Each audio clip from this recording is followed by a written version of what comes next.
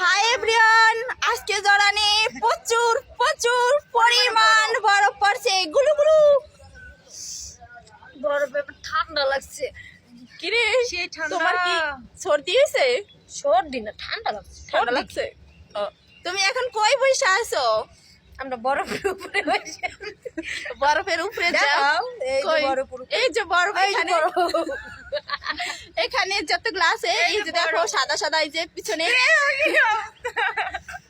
তোমরা এটা কি হলো? নাক ওয়াশ করার কি এটা? দেখাও। হ্যাঁ, একটু পর পর নাক ওয়াশ করতেছে বরফের ভিতরে বৈশা বৈশা। ভাই ঠান্ডা লাগলে কিছু করার আছে? কারণ একটু পর পর কি আর ভিডিও বানাইলেই কি, এখন আমার নাক দিয়ে পানি আইলে আমি কি নাক পরিষ্কার করবো না? আমার নাক দিয়ে খালি জল পড়ে। আমার কি দোষ?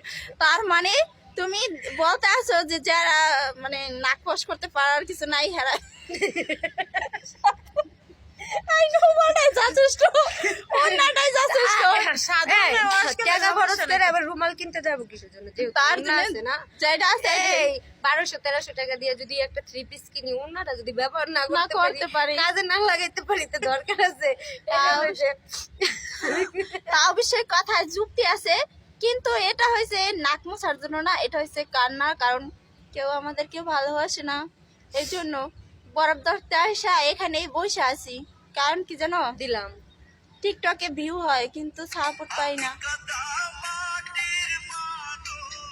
ভিডিও বানাইতে আসে। দিকে